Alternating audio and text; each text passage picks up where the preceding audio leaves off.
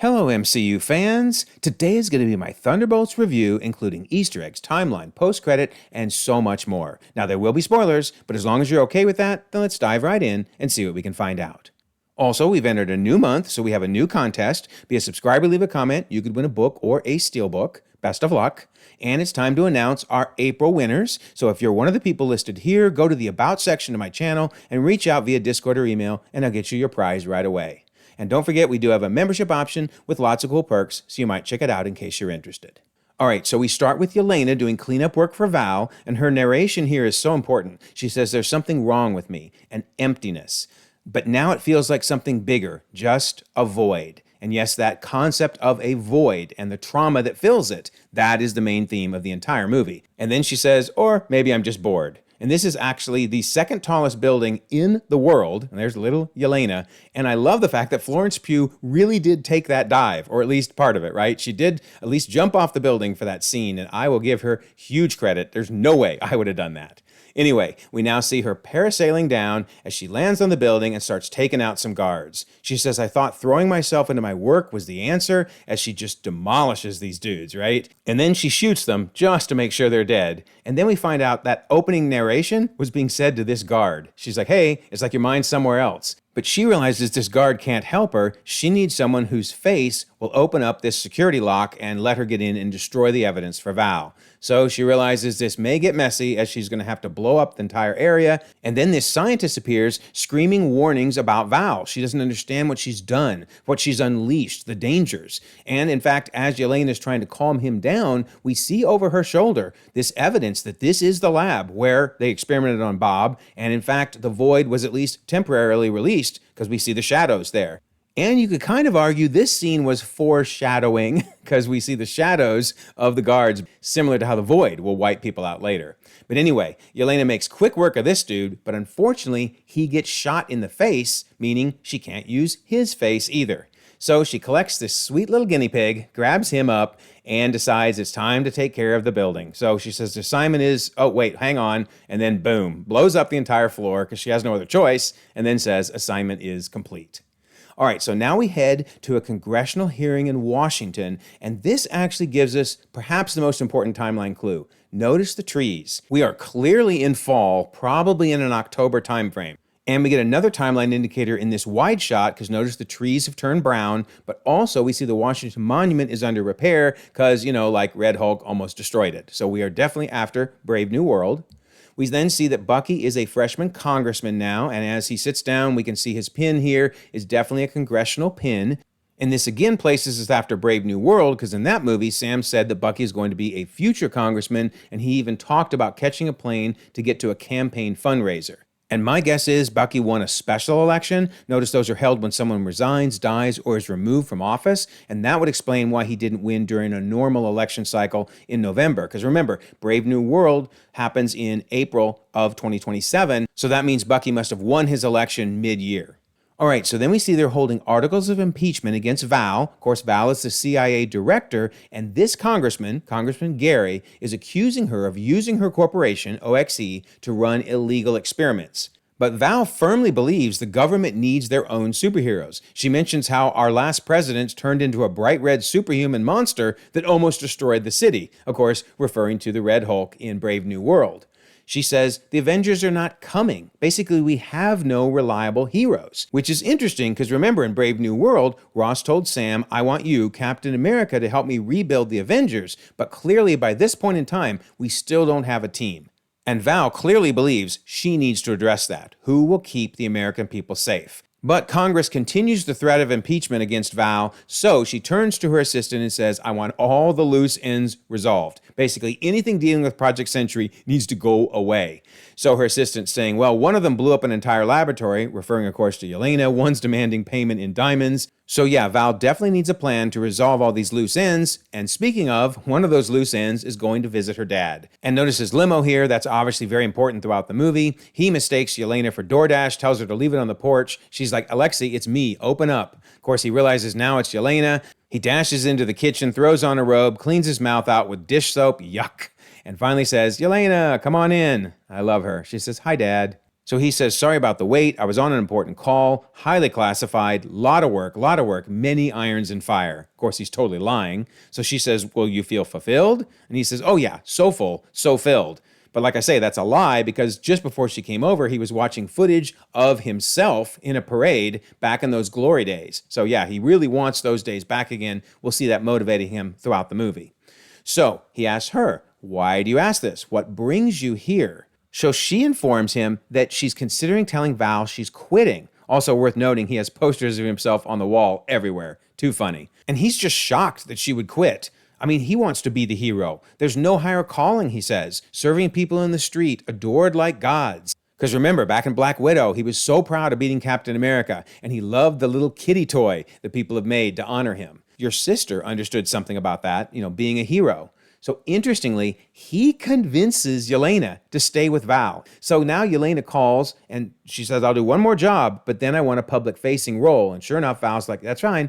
One last covert assignment and you're done. So in a way, you can blame Alexi for the fact that Yelena almost died. Isn't that funny? So Yelena heads off on that final mission, and Val refers to this as a vault. Now, I don't know if it's the vault from the comics or just a vault, but for the minute, if it's the vault, then that's cool because we've also gotten Supermax and the Raft. Okay, so she's being told you need to kill a dangerous target, and I love this. Basically, Yelena's been told to kill Ghost, Ghost has been told to kill Taskmaster, who's been told to kill US Agent, who's been told to kill Yelena. It's a perfect circle. I mean, had they all killed each other at once, Val would be set. All right, so we see Yelena entering the secret base. Notice she uses an elevator to get there, and that is going to be shut down, so they can't escape via that. Anyway, she enters the base. We see all these scientific experiments that have been going on, and she sees this very important paperwork. Notice we see different hairstyles, and we also see different belt buckle styles. All of this is marketing analysis to determine what would be the most appealing looking superhero. Totally gives you vibes to Homelander and Vought. All right, so then we see Please Do Not Release and the Watchtower. And of course, the Watchtower is the home base of Sentry in the comics. And I actually think these plans are showing the little doohickey that might have been built on top of the Watchtower had they gotten that far. And then I think this is the most important thing she found. On the left is pictures of all the people that died during the experiments to try to create Sentry. And on the right, we see that sure enough, she was aware that her experimentation was unleashing this void power. And then a little later, we see Yelena crouching by this crate. Notice it has OXE on it. That is Val's secret organization that she's been funneling the money through. All right, so then this is really cool. Remember, everybody's trying to kill each other. So we see US Agent tries to kill Yelena, shoots at her, she blocks it, continues shooting, she jumps at him, just about gets him. Then we see Taskmaster trying to kill US Agent, right? So she knocks him across the room, and she's aiming ready to shoot. Of course, that's her previous costume from the Black Widow movie. So she fires at him. Of course, it explodes on his shield, and then he knocks her across the room.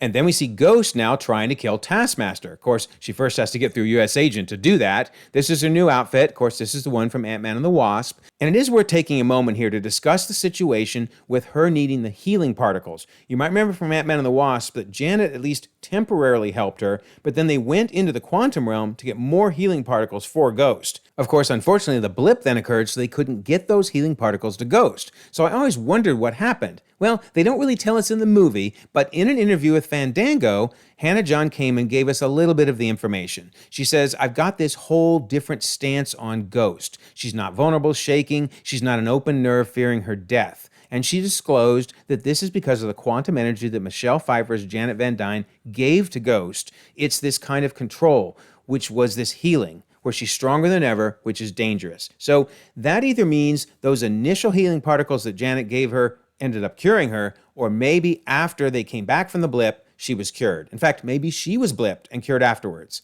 So I really wish they had told us the answer in the movie, but for now, I guess we have to go with headcanon. All right, so back to the battle. Ghost wants to kill Taskmaster, but first has to get through US Agent, so she phases through him and then starts battling Taskmaster. And then I love this merry-go-round where everyone tries to kill their target. Yelena tries to kill Ghost, chucks a knife at her. She grabs it. She throws a knife at Taskmaster, which is her target. Taskmaster throws a knife at US Agent, which is her target. And US Agent uses the knife to then try to kill Yelena. So that is craziness. But only one person does succeed, and that is Ghost, who guns down Taskmaster. Oh my word, that was brutal and shocking. But honestly, if none of them had been able to kill their target, they would be pretty crappy at their job. So somebody really did have to die. And it does show just how much Marvel tried to fool us about how long she lived. This scene is in the movie, but in one of the trailers, they showed it with the red background, which implied she survived the fight and made it all the way to when everybody almost got incinerated. But obviously, she did not make it that long. Meanwhile, during all this craziness, out from a crate crawls someone, and he says, it's getting so tense in here. So they all turn towards him, and he's like, no, don't shoot, don't shoot. They're like, who are you? And he's like, I'm Bob. And of course, this is Bob Reynolds, who in the comics becomes Sentry, and right on cue, the walls slam down, another door slams, and another door slams, trapping them in. And then I love the way the movie transitions from the carnage of that fight to the festivities at Val's fundraiser. So she has lots of fun Avengers relics here. That's, of course, Loki's scepter. Here you can see a little bit of the giant A, and of course, that was the last letter that remained after the Battle of New York. And then here, they have a poster honoring our heroes, Battle of New York. Now, what's interesting is I thought this was a fundraiser to honor the maybe, let's say, 15th anniversary of the Battle of New York. No, it turns out this is a first responders family fundraiser, to which Congressman Gary calls her bluff on it of, yeah, this is a sham. You're just doing this to take attention away from us trying to impeach you. But the bottom line is, this has nothing to do with the Avengers Battle of New York. I really thought it did, but it apparently does not. So that means we don't have to be in May of 2027. All right, so Val starts bragging about all of her Avengers relics, and that includes this pair of sonic handcuffs, which we're going to see that Bucky steals to use for later in the movie. All right, so Val is living large, and speaking of Bucky, he is keeping a close watch on her. And eventually, he reaches out to Mel. She's like, is this your trash? And no, he's like, no, it's my business card. But the important thing he says is, you know my story. I didn't have a choice who I worked for, but you do. So he's starting to work on her conscience in hope that she will turn against Val. All right, so meanwhile, back at the vault, they're asking, who sent you, Bob? And he's like, nobody. You were all sent? So that's when it really dawns on Yelena as she says, we've all worked for Val in some capacity. And the U.S. agent's like, yeah, so? And she's like, well, she wants us killed, right? She sent each of us to try to kill each other. She wants her mess cleaned up. But Walker just wants to pick a fight. He's like, well, you're a former Red Room assassin. God only knows the blood on your hands. And they're like, well, that's pretty ludicrous coming from a dime store Captain America. He's like, I'll have you know, I was actually the official Captain America. And they're like, yeah, for like 2 seconds. And he's like, well, she's right, though. I loved Walker in this movie. So then Ghost tries to escape, but of course Val knows her weakness and used these sonic emitters to keep her from being able to phase out of the room. And speaking of Val, she's now leaving the party, saying it's time to move to the final step, torch it all. But unfortunately for her, Alexi is her limo driver. Remember, he has the limo service, and he was doing this to get in good with her, but now he knows Yelena is in danger. Speaking of that danger, the room's about to get torched. We get a 1-minute timer. Everybody's panicking, trying to figure out what to do, because yeah, they're about to be incinerated. Luckily, they're able to disable the door long enough for Ghost to get through it and open it from the other side. You can see Ghost there on the far right as they get out just in time. So they ask Bob what is going on, and unfortunately, he doesn't remember anything. That's very similar to the comics when Bob had amnesia, but he reaches out and touches Yelena, which now makes her relive some of her trauma. So in this memory, this girl on the left from the Red Room is being led out to be killed by young Yelena. That's her in the center there. And older Yelena is having memories of what it was like watching as this agent from the Red Room gunned down that girl, and basically she drops her childhood book onto the ground. So terrible trauma for her. So once Bob breaks contact and Yelena gets her senses back, he asks her, how do you deal with trauma like that? And she says, well, you just stuff it down and try to forget it. That's going to turn out to be terrible advice that she'll actually change her mind about by the end of the movie. All right, so Val now learns that they've escaped the furnace, and she sends for backup, which we'll see in a minute. She's even saying, I can't think of a worse group of people trying to work together. All right, so Bucky is reading over a packet he was given on Val when he was at that fundraiser, and of course spills stuff all over his shirt. So now he has to put his arm in the dishwasher to clean it and then reattach it. And darn it, they never told us how he got his arm back from Rocket. So we got to go with headcanon. Maybe Rocket felt bad and Nebula returned it, or maybe he got a new one made from Wakanda. So let me know your thoughts on how you think he got it back. And then he gets a call from Val's assistant, who is starting to wonder if she needs to do something about Val. She says, I was in high school when the aliens came. It's kind of strange that's all over now. And it's worth noting that her little necklace there, if we zoom in, that is indeed a songbird. And because her name is Mel, she is most certainly a wink and a nod towards Songbird in the comics, who was a member of the Thunderbolts. So maybe eventually, when they reappear in Doomsday, she'll be part of the team. And then Bucky says, high school, huh? I was like 90 when the Avengers formed, which kind of works, because if you take 1917, add 90, and add the blip years, which he shouldn't do, that's cheating. Nonetheless, he would be 90 in 2012 when the Avengers formed. All right, so then she says, the Avengers are gone. No one's coming to save the day. And he says, I think we are. We could be the people that are coming. And she says, is that coming from the freshman congressman that hasn't got a bill passed, or the Winter Soldier? Now, that's actually an important timeline indicator, because you wouldn't make fun of someone for not getting a bill passed if they'd only been a congressman for, say, a month or two. That means he must have been a congressman for several months. All right, so back to our team. So the power is now out, and they need some way to get back up because they can't use the elevator. So Yelena's like, well, none of us can fly, so what, we just punch and shoot? Well, John Walker's plan isn't much better. He jumps as high as he can and then falls all the way back down and lands on his back. That's like, yeah, not a good idea.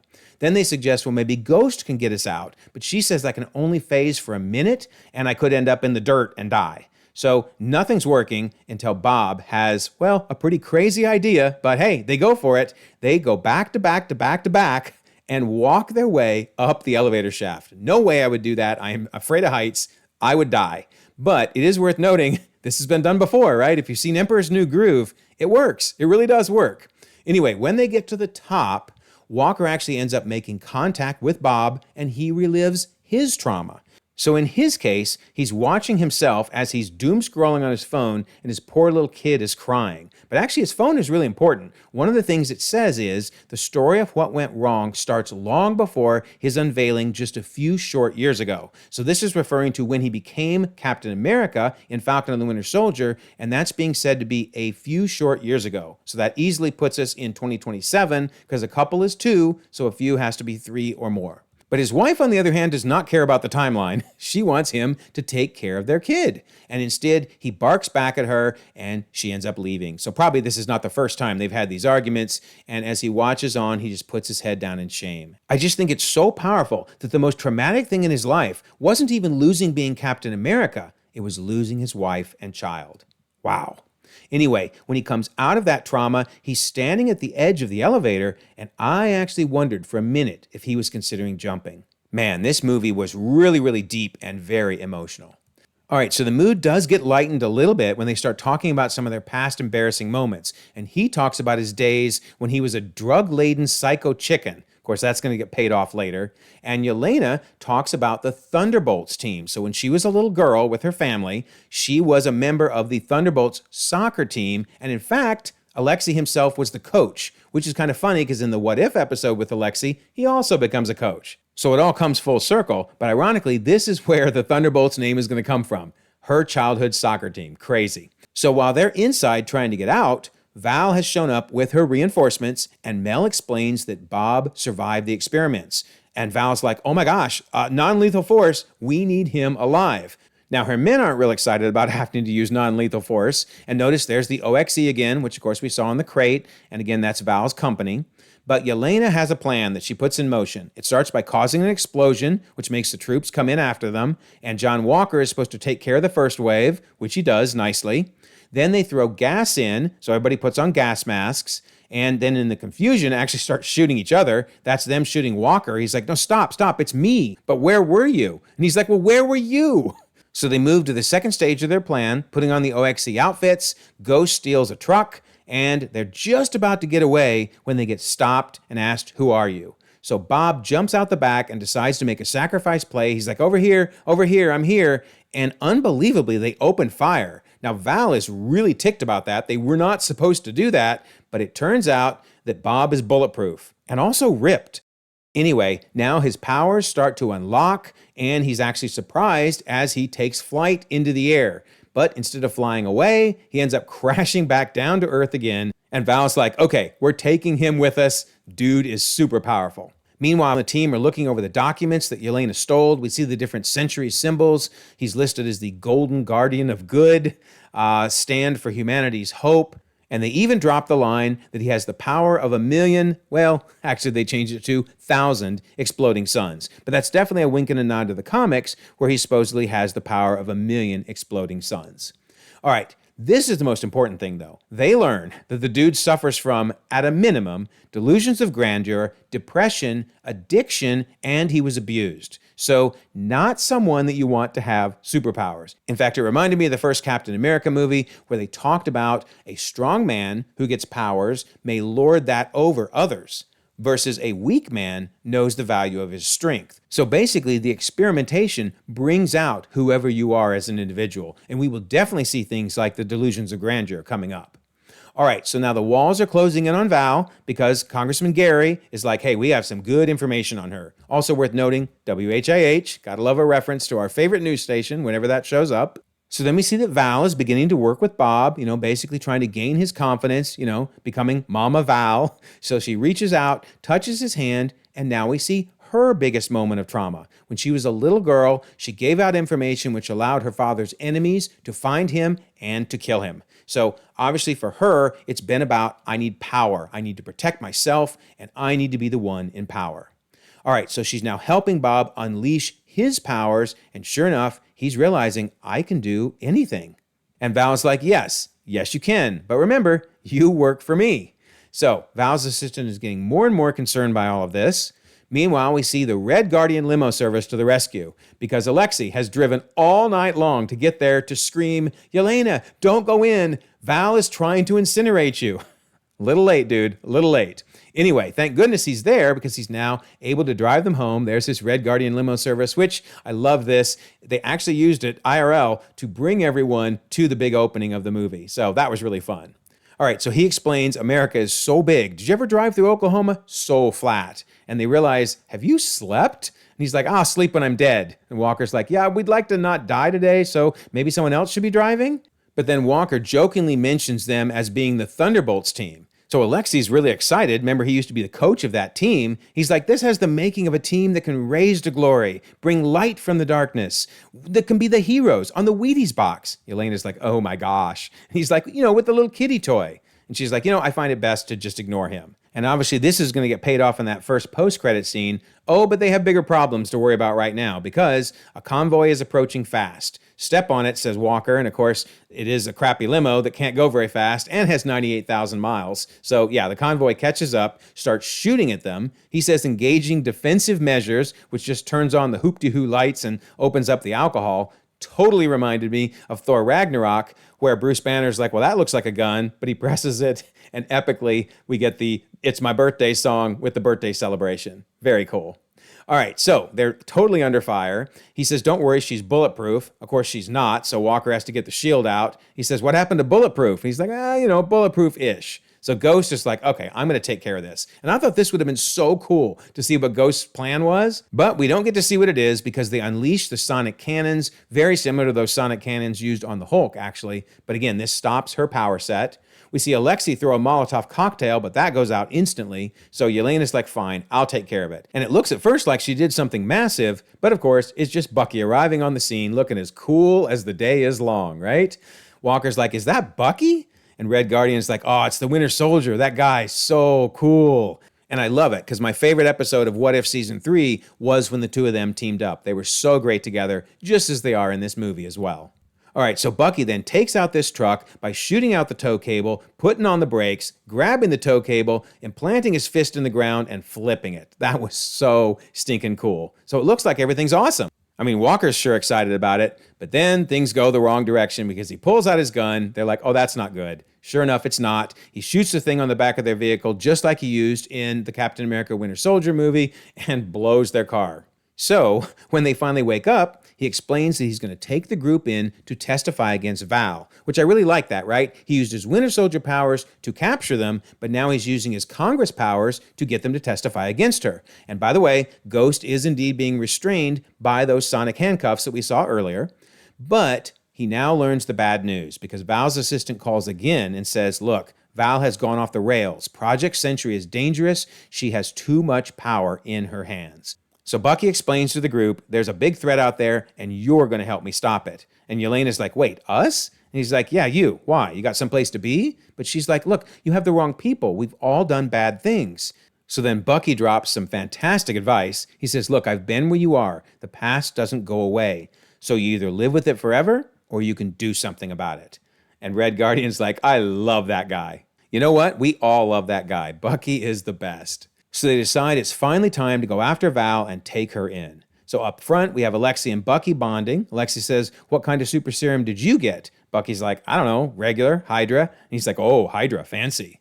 And then in the back, we have John Walker bragging about all his guns, but Yelena and Ava are making fun of his hat, basically his mask. So we'll see that get paid off later. So now it's finally time to break into Avengers Tower. Bucky screams, Alexi screams, they crash through the wall, and they absolutely demolish these guards, each one of them getting a moment to shine as they make quick work of OXE, and then now they're trying to decide, what do we do? And then Val comes over the intercom saying, guys, I just put in drywall. Look, I left the door unlocked. Come on up. So they literally ride the elevator up to see Val. And Val says, how crazy is it to think of all the monumental fights that happen exactly where you're standing? And where they're standing is basically Avengers Tower, right? This is the same bar that Tony served his drinks at.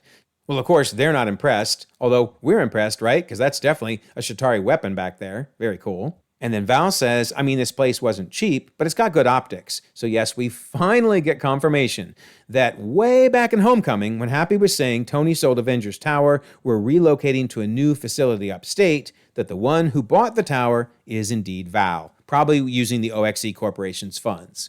All right, so Bucky is not happy. He's like, this ends today. And she's like, Congressman Barnes, wow. You know, I never really thought you'd have a promising political career, but less than half a term? Yikes. So yeah, Congress members, at least House of Representatives, serve 2-year terms. Senators have 6-year terms, but House is 2 years. So that means Bucky is less than a year into his term as a congressman.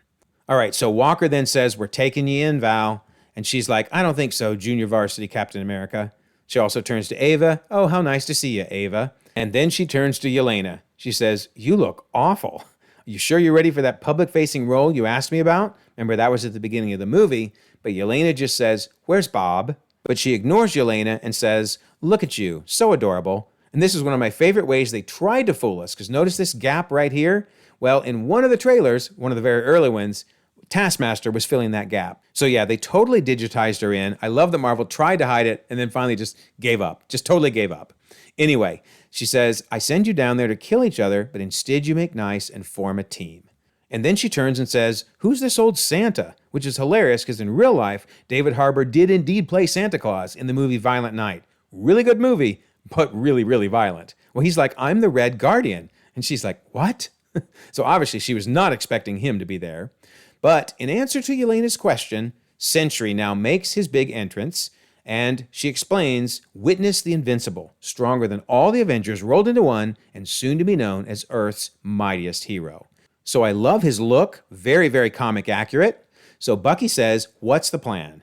Oh, Val has a plan, all right. She says the press is on the way here now, and they're going to witness the awesome power of Sentry as he takes down this ruthless group of agents, thus beginning a new era in which I decide how to keep America safe. Crazy, right?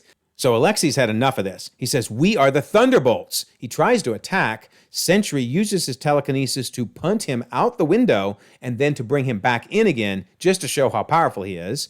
Ghost tries to get him, and he knows exactly where Ghost is going to phase in and phase out. So he grabs a hold of Ghost. Walker starts shooting him, and he bends Walker's shield into a taco, which was my favorite joke of the whole movie. The fact they kept ripping on his taco-shaped shield, which he never ends up fixing. That is so funny.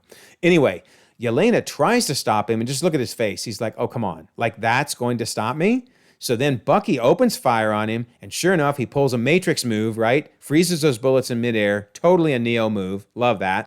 Then he grabs Bucky's arm and says, there's no use fighting. You're not Earth's mightiest heroes. You thought you were going to be some great saviors? You can't even save yourselves. And he chucks Bucky's arm on the ground and then just stands over them gloating. So this is definitely the delusions of grandeur that we saw in Bob's files coming out on full display. He basically thinks he's a god now. But then he does something surprising. He lets them escape to get in the elevator and go back down. Now Val's not happy about that, but he says, they're not a threat to me. Why would I kill them? So now we see the Thunderbolts back down on the street again, Walker with his bent taco shield, and Yelena's like, we can't do this. No one here is a hero. And they're all just standing around trying to figure out what to do. Alexi tries to rally them. We are the Thunderbolts. But no, they do not feel like the Thunderbolts right now. Meanwhile, up top, we see Sentry explaining to Val, why would a god take orders from anyone? Maybe I need to show you what I'm capable of. And Val's like, oh crap, yep, we need to get rid of him. But before she can hit the kill switch, he nearly takes her out. But luckily for Val, in walks Mel, who hits the kill switch and takes down Sentry, seemingly for good, right? Seemingly he's dead. We're going to see not quite as dead as they wish. And it's worth pointing out that the kill switch concept was masterfully used by Amanda Waller in Suicide Squad. She's like, hey, I'm going to copyright this thing. But unfortunately, all the kill switch did is bring out the Void. Those are his two little beady eyes opening up, and he's about ready to go on the attack. All right, meanwhile, down below, Alexi is giving this wonderful speech to Yelena, saying we all have things we regret. And she says, but I have so many. And then he brings it all back to that Thunderbolts team, saying, do you remember why you told me you wanted to be the goalie on that team? You told me I want to be the one that everyone can rely on if they make a mistake. That is so beautiful. Then he says, when I look at you, I don't see your mistakes. I see you. That's why we need each other. And she's so sweet. She says, okay, that was really good. But they cut out the hug, right? The hug was in the trailer, but wasn't in the movie. That is so bizarre. Anyway, I loved it from the trailer, so I wanted to include it here. All right, so up top, we now see that Sentry has been taken over by the Void. This is, of course, what the Void looked like in the comics. Notice he's got those same two little beady eyes. So he says, I'm the Void. There's no use in fighting. Of course, they do try to fight him, so he uses his powers to zap Val's right-hand man, in fact, zaps everyone inside the helicopter, which then crashes into these giant cranes and causes them to start tumbling to the ground. Everyone's looking up at the destruction. They cannot believe what's happening, but they need to do something about it. So this helicopter is about to crash to the ground. Ghost jumps in, saves that dude, so that was pretty cool. This runaway truck crashes into a news truck, which goes spiraling towards these civilians. Bucky jumps in the way and ricochets it off with his arm. Absolutely love that move.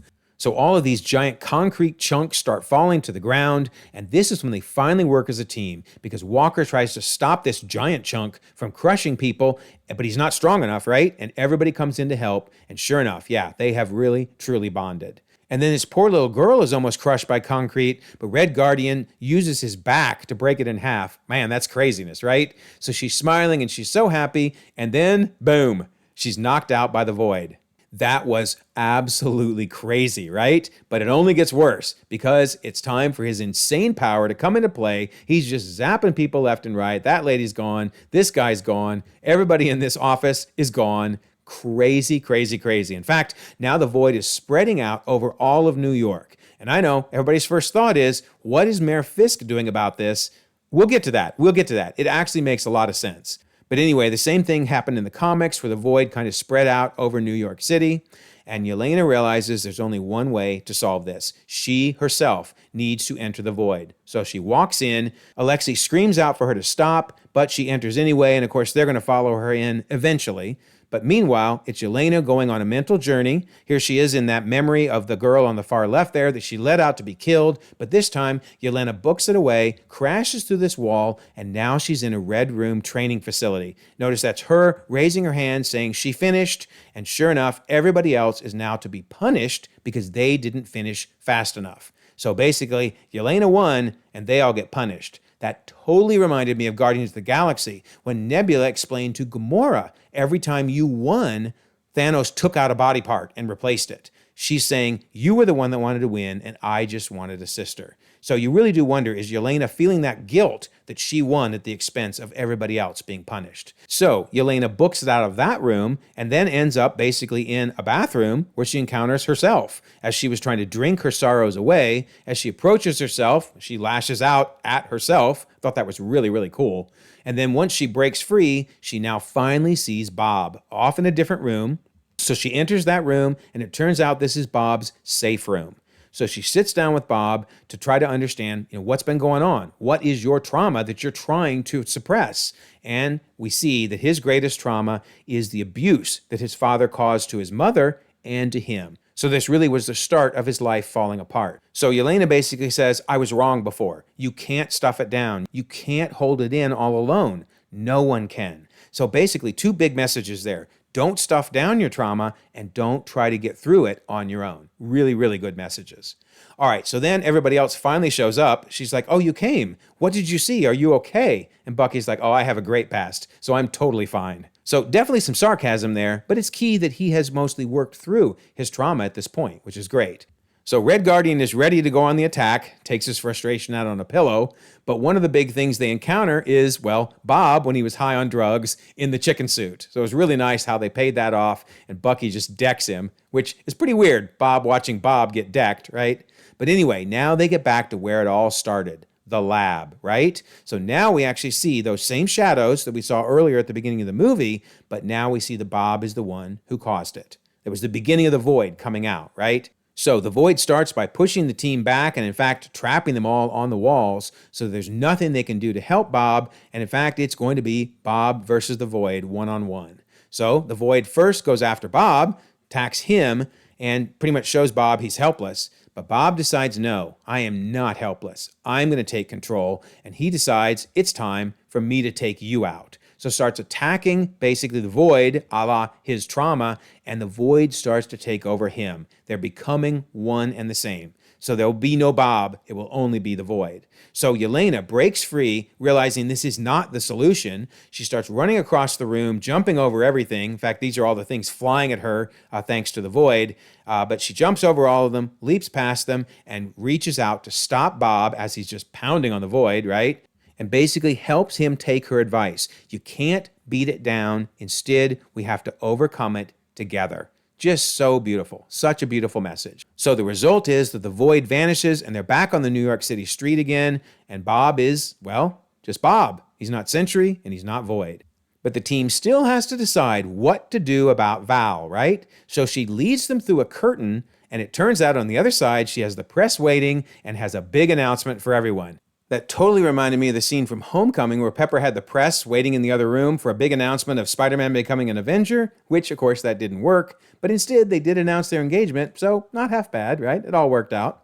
And then Val now introduces the team as the New Avengers. And of course, that also happened in the comics where there were rival teams, the New Avengers and the regular Avengers, but we'll talk more about that in just a minute. And I love that Yelena leans in to say, we own you. So we'll see who owns who, but I think they both have dirt on each other, that's for sure. We then see several news stories about the new team, basically paying homage to famous photos from the past. I think they're all great. I really love this one, crossing the Delaware with the guinea pig, but by far my favorite is Roxy the Riveter, done by Yelena herself. So very, very cool. And then we see finally that the Thunderbolts asterisk has now been revealed to be the New Avengers. And this is important because remember, Feige had said Doomsday is going to have 5 teams: Avengers, Wakandans, Fantastic Four, Thunderbolts, and X-Men. Well, now we know the Thunderbolts are really the New Avengers. So yeah, you can already see a little bit of an interesting situation going on here with the Avengers and the New Avengers, but more on that in a second. All right, so on to the first post-credit scene, just a short, funny one. Red Guardian's in the grocery store trying to convince this lady, you got to buy Wheaties. Look, I'm on the cover. Isn't that awesome? In fact, we see several examples of it there. And she's like, yeah. So he puts it in the cart for her, but as she walks away, she puts it back. I love that. And he's like, hey, I'm famous, aren't I? Come on, get the Wheaties. Anyway, now we move to the far more important second post-credit scene. So really important, we get a 14-month time skip, and I'm going to talk more about why I think they did that in a minute. So we see that they've taken over the quote-unquote watchtower as their new headquarters, but Yelena is a little concerned because they have a copyright issue. She says, but we are the Avengers. The government said so. How does Sam Wilson not understand that? Well, for the minute, in fairness, Sam Wilson was told by President Ross, a la the government, that he should form the Avengers. And now we see that Val, the government, has said, nope, you're the Avengers. I can see why he's upset, for the record. Anyway, she says something really important. Okay, if he puts together a team, and then that team is called the Avengers, then who are the real Avengers? Well, wait a minute. She said, if he puts together a team. Sam, you're killing me. You're killing me. It's been 14 months or more, we're going to see, since Brave New World, and you still don't have a team? Oh my, that is very odd. That is very odd. So anyway, regarding who the real Avengers are, Walker says, well, that's the question the internet's been asking, and judging by the very nasty memes I've read, they don't think it's us. Yikes. So notice he's wearing his new beret there. He's gotten rid of his hat, right, because they made fun of it. And in fact, that's the same basic beret that he wore during Falcon and the Winter Soldier to honor his time in the military. So that's really cool. All right, so then Yelena says to Bucky, weren't you going to talk to him? And Bucky's like, I already did. It went poorly. So one thing to note here, his star is interesting. I've heard some rumors that maybe it's to honor the star he had as the Winter Soldier, but honestly, I don't think he wants to remember those days. Instead, isn't it interesting how it looks like Captain America's shield? So yeah, that's probably one more reason that Sam and Bucky aren't getting along. Now, I'm sure they're going to manage to work through things, but there'll probably be some conflict when Doomsday starts. Anyway, she says, he's filed for copyright of the name. We're losing credibility. Of course, Ava's like, which we had very little of to begin with. And then Yelena says, and now there's this huge space crisis and no one's telling us about it? To which Walker's like, we're running out of space already? That's impossible. The building is enormous. And she's like, outer space? Then she asks the computer to run a threat analysis, says, I want a full report. But before we get to that, in walks Alexi, who says, hello team, I heard about Sam Wilson. He is dumb litigious man, but I am smart man. I have smart solve. Avengers with a Z. There's no copyright. I love that. And we see that he's basically got like a race car driver's jacket on with all the advertising. Too funny. Yelena's like, no. And Bob's like, well, hey, I'm really sorry I can't be the Sentry without, the other side. But I did do the dishes. So we're seeing that for now, he is just Bob. But I'm going to bet in Doomsday that he'll end up unleashing Sentry and maybe even the Void because of some of the battles.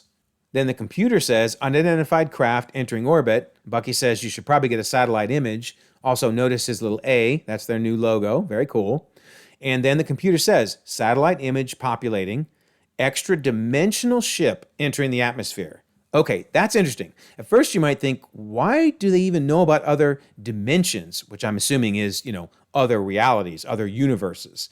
Well, actually, there's probably multiple reasons they know about other universes. Remember, Dar-Ben used the bangles to open that rift in space, basically between two universes. You had the leader at the end of Brave New World saying, it's coming. I've seen the probabilities, seen it plain as day. All you heroes protecting this world, do you think you're the only ones?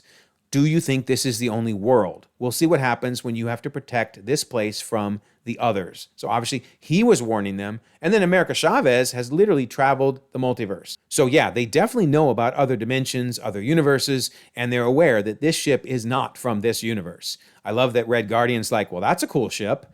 And then we see a very familiar logo. Oh my goodness, the theater went crazy when we saw the Fantastic Four logo. Now, I'm going to do another breakdown of the trailers because we've learned so much new information. But I think there's 3 key questions we should be asking at this point. Who exactly is on the ship? Is it even the Fantastic Four? And are they alone or is anybody else with them? Why did they come to 616? Was it on purpose? Was it an accident? And what has happened to their universe? Was it destroyed or are they just fleeing their universe and it's still around? Those are some big questions that we need to be theorizing on in the months to come for sure. So then we see Yelena's face as she's asking herself, what is going on? And of course, we're asking the same thing, right? And finally, we see the new Avengers and Bob will return. All right, so now it's time to place this on the timeline. So you probably remember my circuit board diagram. We first need to do all the connections. So Black Widow has the connection with both Taskmaster and Red Guardian. Ant-Man and the Wasp has the connection with Ghost. So now we move down further. Here's Red Guardian and Taskmaster. Here's Ghost traveling through. Then we need to bring down John Walker from Falcon and the Winter Soldier. And we need to bring down Yelena from Hawkeye. All right, so we finally get to phase 5, right? So we can put in the Thunderbolts. We bring in the connection for Red Guardian and Taskmaster, Ghost, U.S. Agent, Yelena, and now we can bring in Bucky from Captain America Brave New World, bringing all of our connections into place. But the question is, where do we put it in the timeline? Okay, so to me, the main timeline indicators were, it's got to be after Brave New World, right? Bucky's a congressman, Ross turned into the big red monster, and Washington Monument's under repair. So obviously it's after Brave New World. Bucky is teased for not passing any bills, so that seems to indicate he's been a congressman for a while, but we know he served less than half a term. Walker's fall from grace was a few short years ago, and finally the trees have brown leaves that are apparently already starting to fall. So I don't know what else to do other than put it in October of 2027. I did not think going into this movie that we were going to be in October, but I'll tell you one big advantage. By putting it in October, that gives a lot of space for Daredevil Born Again Season 1 and Season 2 to wrap up. Remember, I kind of asked, what's Kingpin doing during all of this? Well, Kingpin may not even be in power anymore. We'll have to see how Season 2 of Daredevil Born Again ends, but there are several months for that second season to wrap up before Thunderbolts is in the timeline. So, okay, I like that. All right, so now let's talk about that 14-month jump after the main part of Thunderbolts. So in other words, Doomsday seems to be at least December of 2028. So why did they do this 14-month jump? All right, so a couple different reasons. Number one, I think Feige wants both Doomsday and Secret Wars to happen sometime in 2028, although December, that's pretty late.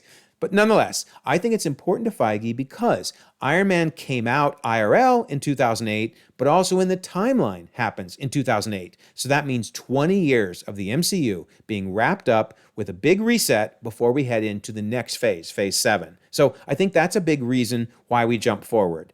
But also, the 14-month gap lets all these things that are still coming out find their space. Now, I don't think these things are an issue. So as for Ironheart, my guess is that's going to be 2025 in the timeline, so it's really not an issue here. Obviously, X-Men 97 and Your Friendly Neighborhood Spider-Man are different universes, so they're not an issue. Marvel Zombies is like a what-if branch, and Eyes of Wakanda is in the Sacred Timeline, but it's throughout history. So I don't think any of these five are the reason they needed that 14-month jump. However, these five need some space. I think the reason they jumped 14 months is so all of these can happen either before Doomsday or around the time of Doomsday. So we have Wonder Man coming out at the end of the year. I think that's definitely going to be pre-Doomsday. Daredevil Born Again Season 2, I actually think that's going to happen before Thunderbolts even. That's going to wrap up before October of 2027. Brand New Day is an interesting question, though. That comes out after Doomsday, but it could be happening timeline-wise before Doomsday, during Doomsday, or after Doomsday. Vision Quest, they've told us is coming out, so I'm going to bet that that happens prior to Doomsday. And then Champions, or Young Avengers, whatever they end up calling it, that's basically the team that Kamala Khan and Kate Bishop are forming, and I'm going to bet you that also happens in the timeline prior to Doomsday. Oh, and then let's not forget, there's at least one more movie that is going to release November 6th of 2026 that they've not announced. They may remove it from the schedule, but that movie may need to fit in that 14-month gap. So that's why I think they moved 14 months forward. It's to give us space for all of these things to happen and fit in that time frame.